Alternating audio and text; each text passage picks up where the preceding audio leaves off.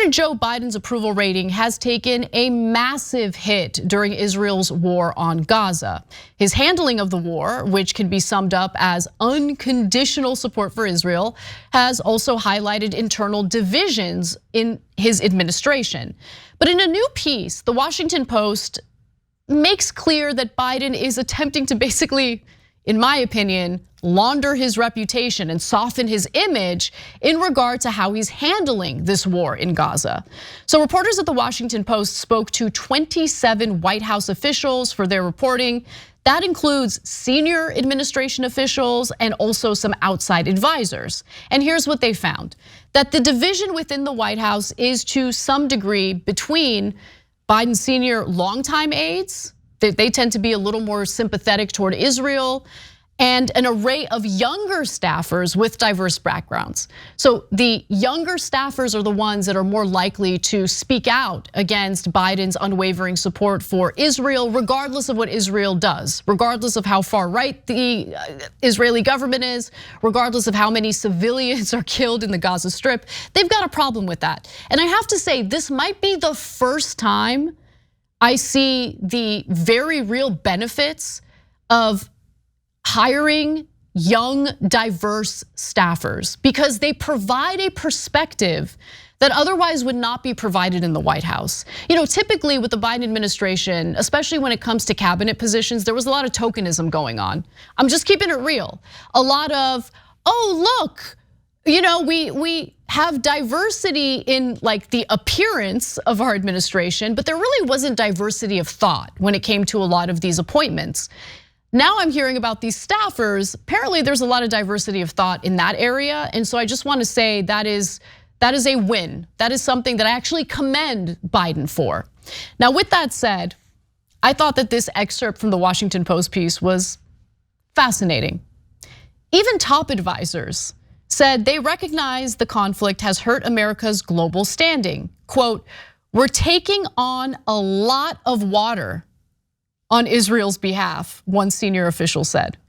I've never heard that phrasing before. I don't know what taking on a lot of water is, but it sounds bad. It seems like this top advisor is fully aware that yes, this is actually hurting the global standing of the United States and the way the world really views our country and our government. But most of the piece is basically looking to paint a less hawkish President Joe Biden, or a president who is, trying to hold Israel accountable behind the scenes. And I want to give you examples of how the piece seeks to do that. They write that White House officials contend that Biden's bear hug approach to Israel has given him credibility with Israeli Prime Minister Benjamin Netanyahu, allowing the president to exert the kind of pressure that led to the current hostage deal and fighting pause. Okay, but this isn't a ceasefire, we all know that. And the Israeli government, along with the IDF, has made it abundantly clear that as soon as the hostage exchange ends, they will intensify the airstrikes, likely in the southern region of the Gaza Strip, where all of the millions, 1.7 million Palestinian civilians have fled to for safety. Okay, as the bombardment took place mostly in the northern region of the Gaza Strip. So now they're gonna focus on the south. So like Biden bragging about this pause, sure, I guess it's something, but does the unwavering support for Israel really lead to the kind of peace that we desperately need in this ongoing war? US officials are now using the pause to urge Israel to make its expected military operation in the south of Gaza, where nearly 2 million Palestinians are concentrated, more targeted and less deadly, according to 2 senior administration officials. But how are they gonna do that when we're supplying them with 2,000-pound bombs that they're dropping, in my opinion, indiscriminately? And keep in mind, you have Palestinians from northern Gaza evacuating to southern Gaza. Gaza already overall was densely populated. Now the south is gonna be even more densely populated as 1.7 million Palestinians fled from the north to the south. It's gonna be a lot harder to do targeted operations in southern Gaza. We know that, right? We know that the death toll is gonna explode once the airstrikes continue, right? That's the reality of the situation. How exactly does the Biden administration think that the IDF is gonna do targeted attacks? How? But we'll see. I mean, they say they're working overtime behind the scenes trying to persuade the Israeli government to, maybe don't slaughter as many innocent Palestinian civilians as they have been since the beginning of this war. There was some concern in the Biden administration about an unintended consequence of this pause. I just want to remind you of this reporting from Politico, that it would allow journalists broader access to Gaza and the opportunity to further illuminate the devastation there and turn public opinion on Israel. So while publicly the Biden administration is bragging about the pause, internally, privately, they were concerned that the pause was actually gonna reveal just how brutal the IDF's military actions and aerial bombardments in Gaza have been. Now back to the Washington Post. The White House also insists that it has influenced Israel's military tactics, pointing out that more than 100 aid trucks a day are arriving on average in the Gaza Strip.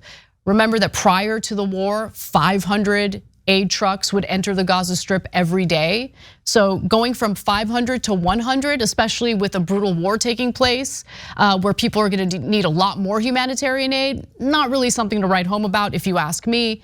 The piece also says that Biden has taken a strong stance against Israeli settlers. So Biden has, okay, I gotta say, this quote from this one unnamed official, I don't know if they intentionally worded it this way. I don't know why they worded it this way. I'm sorry, I get it, I'm a child. This is not a laughing matter, but come on. Biden has banged Bibi really hard on settler violence and civilian casualties in private, one official said. Now, what does that mean? How hard did Biden bang Netanyahu on settler violence? Well, Biden said that the United States is prepared to issue visa bans against Israeli settler extremists who have attacked Palestinian civilians in the West Bank.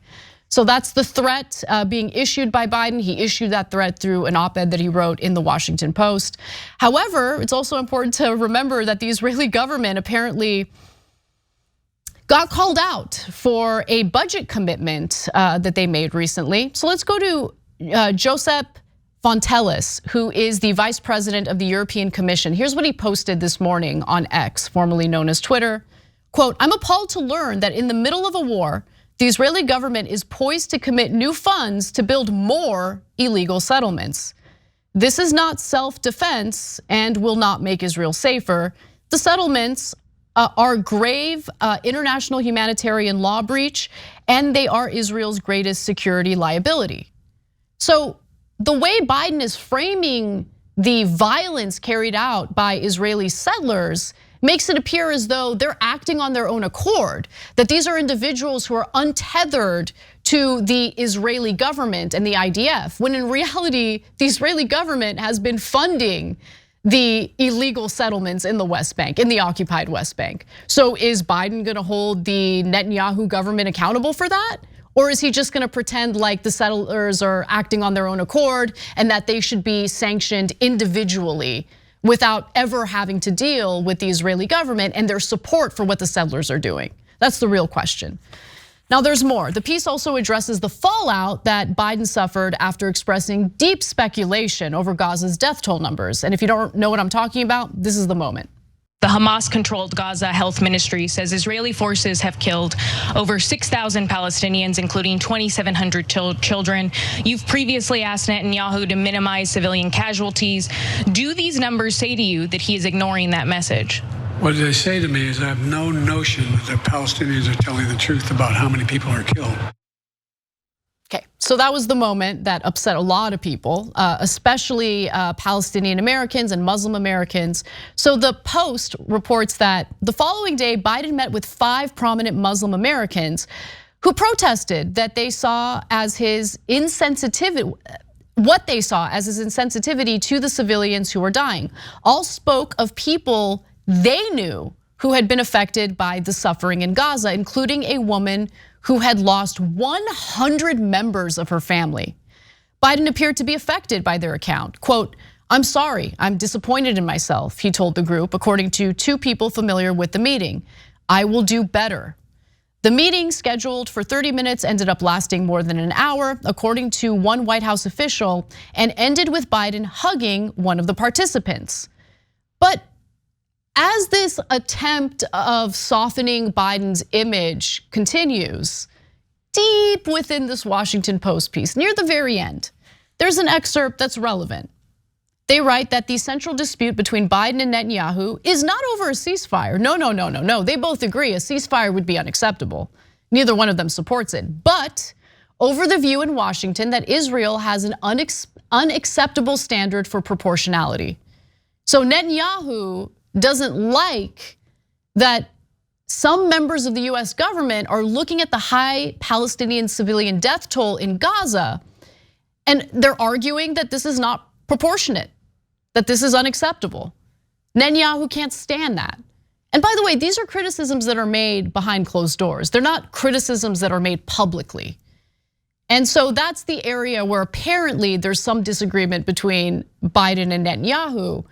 But the fact of the matter is, they're both against a ceasefire. They're both against an end to the bombing that has displaced, countless Palestinians, 1.7 million of them, that has killed thousands of innocent civilians, many of whom are children. Biden's totally cool with that continuing. Now, I do want to move on though, because I feel that the concern from the Biden administration about the civilian death toll is also kind of hollow. Because when you look at what Biden is doing, like his actions mean way more than his words or what he's allegedly saying behind closed doors to Netanyahu, okay? He is trying to loosen restrictions to the stockpile of weapons that the United States has based in Israel. So how are you gonna loosen those restrictions and make it easier for the IDF to access all sorts of weaponry, in secret, by the way, without having to notify Congress, while simultaneously pretending to be concerned about the high civilian death toll? If you are concerned about the high civilian death toll, then your actions should bear that out, but they're not. So finally, I do want to juxtapose the meeting that he had with some Muslim Americans, which ended with a warm embrace of one of the participants, with a meeting that he had with a few people following the death toll skepticism meeting that he had. One meeting between White House aides and about a dozen Palestinian Americans turned contentious when participants warned that Biden would lose Arab and Muslim voters over his handling of the war. An aide explained that Biden was not thinking about the issue in political terms and instead was trying to prevent World War III, according to one person familiar with that meeting. One of the Palestinian Americans in the meeting, though, said the participants left with more resolve to organize their communities not to vote for Biden in the 2024 election. The person said Arabs and Muslims would also not vote for former President Donald Trump, who has called for banning travel to the United States from Muslim majority countries, but could sit out the race. So they're just abstaining from voting in the presidential election. But speaking of the presidential election in politics, obviously this effort to soften Biden's image is political, because Biden has been hurt politically by his unwavering, undying devotion to Israel.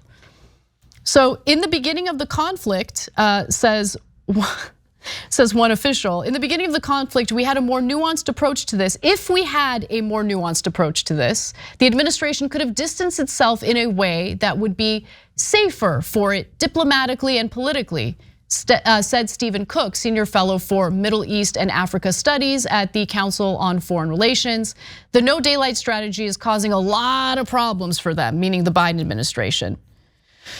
And I want to go to graphic 12, which makes it again very clear to me that this is all political.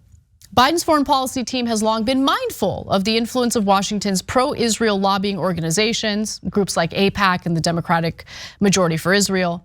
But the changing demographics of key swing states such as Michigan, home to a growing Arab American community, is prompting some Democratic analysts to question the conventional political wisdom.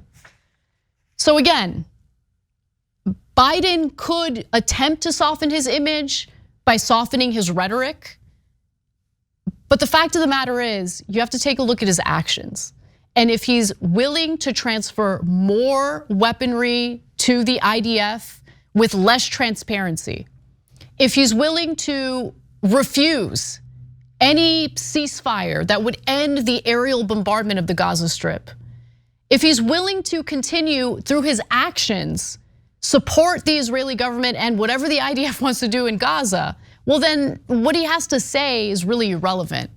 Talk is cheap, actions speak louder than words, and I'd like to see Biden actually make some moves that would hold the Israeli government and the IDF accountable for the high civilian death toll and take some action to prevent this from happening in the future. And we have yet to see that. Thanks for watching the video, guys. We also love it if you hit the join button below, because that makes you a member, and members allow us to be independent, honest. We can be as progressive as we want, no corporate media influence, and that's all because of you guys. We love doing the show with our members. Hit the join button, become one of the Young Turks.